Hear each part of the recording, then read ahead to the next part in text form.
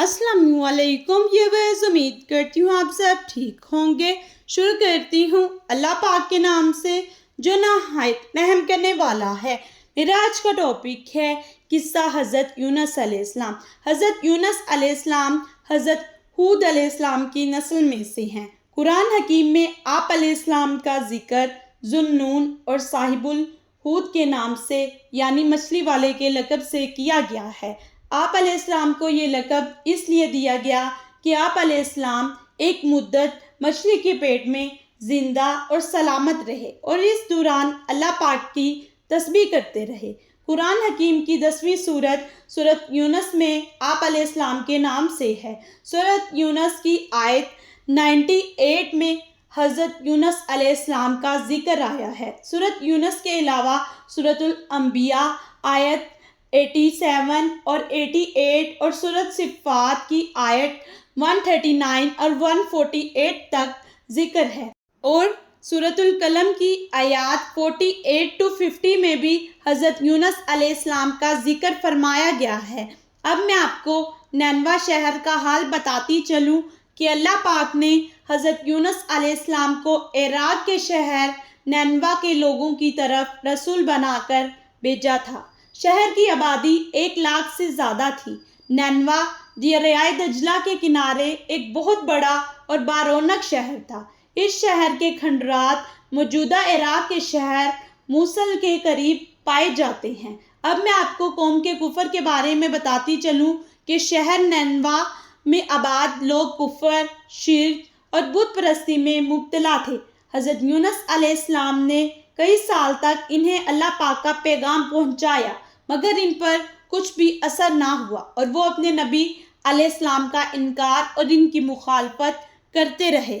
इनकार पर डटे रहने की वजह से जब अहले नैनवा पर अल्लाह पाक का अजाब नाजिल होने का फ़ैसला हो गया तो हज़रत यूनुस अलैहिस्सलाम ने अपनी कौम को खबर दी कि अब 3 दिन के बाद तुम पर अल्लाह पाक का अजाब आ जाएगा। जब अजाब का वादा पूरा होने में कुछ वक्त रह गया तो हज़रत यूनुस अलैहिस्सलाम अपनी कौम के कुफर और नाफरमानी पर इनसे नाराज़ होकर नैनवा के शहर से दूर चले गए, जबकि अल्लाह पाक की तरफ से आप अलैहिस्सलाम को अपनी कौम को छोड़कर जाने की अभी बाकायदा इजाज़त नहीं दी गई थी। ऐसे मौके पर अल्लाह पाक की सुन्नत ये रही है कि रसूल अपनी मर्ज़ी से अपनी बस्ती को नहीं छोड़ सकते जब तक कि अल्लाह पाक की तरफ से बाकायदा हिजरत का हुक्म ना आ जाए। हज़रत यूनुस अलैहिस्सलाम के चले जाने के बाद कौम पर अजाब के आसार नज़र आने लगे। शहर नैनवा पर स्याह बादल छा गए और तारीक धुआं इस कौम के घरों की तरफ बढ़ने लगा। लोग अजाब के आसार देखकर डर गए। इस वक्त इन्होंने हज़रत यूनुस अलैहिस्सलाम को तलाश करना शुरू किया और जब वो ना मिले तो अहले नैनवा शदीद परेशान हो गए। इन्हें यकीन हो गया कि वो लोग अल्लाह पाक के अजाब में गिरफ्तार होने वाले हैं जिससे हज़रत यूनुस अलैहिस्सलाम इन्हें डराया करते थे।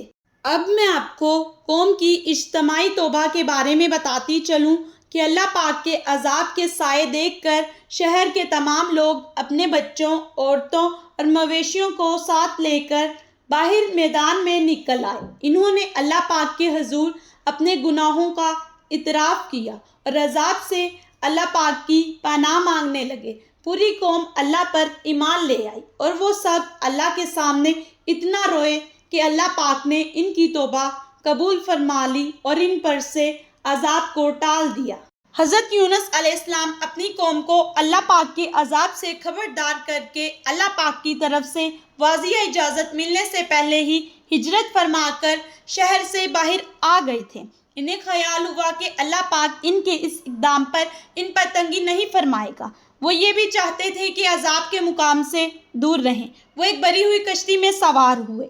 कश्ती कुछ वक्त तो दरिया में पुरसुकून चलती रही मगर फिर दरिया में तूफ़ान आ गया और ऊंची ऊंची लहरों में मुसाफिरों से भरी हुई कश्ती बुरी तरह से डूबने लगी। शदीद अंदेशा पैदा हो गया कि पूरी कश्ती तमाम मुसाफिरों समेत دریا میں ڈوب جائے گی۔ ان کشتی والوں نے اپنے تجربے کی بنیاد پر مسافروں سے کہا کہ اس کشتی میں اپنے آقا سے بھاگا ہوا ایک غلام ہے، جب تک اس کو دریا میں نہ ڈالا جائے گا اس وقت تک اس کشتی کو نہیں بچایا جا سکتا۔ اس پر لوگوں کے مشورے سے 3 دفعہ قرعہ اندازی کی گئی اور تینوں دفعہ قرعہ اندازی میں حضرت یونس علیہ السلام کا نام نکلا۔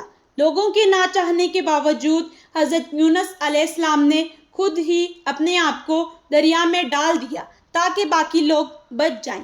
اللہ پاک نے ایک بڑی مچھلی کو حکم دیا کہ وہ حضرت یونس علیہ السلام کو بغیر نقصان پہنچائے نگل لے۔ مچھلی نے حضرت یونس علیہ السلام کو حفاظت سے اپنے پیٹ میں رکھ لیا اور آپ علیہ السلام کو لے کر دریا کی تہہ میں گھومنے لگی۔ اب میں آپ کو حضرت یونس علیہ السلام کی کیفیت اور پکار کے بارے میں بتاتی چلوں کہ مچھلی کے پیٹ میں آپ علیہ السلام کو کئی غموں کا سامنا تھا۔ قوم کے ایمان نہ لانے کا غم، اللہ پاک کے واضح حکم کے بغیر قوم کو چھوڑ کر چلے آنے کا غم، پھر مچھلی کے پیٹ میں چلے جانے کا غم۔ ان تمام پریشانیوں اور غموں سے نجات کی واحد صورت آپ علیہ السلام کو یہی نظر آئی کہ آپ علیہ السلام اللہ پاک کی تسبیح کرے اور اللہ پاک کے حضور استغفار کرے۔ مچھلی کے پیٹ اور دریا کی گہری تاریکیوں میں آپ علیہ السلام اللہ پاک کو ان الفاظ میں پکارتے رہے: لا الہ الا انت سبحانک انی کنت من الظالمین۔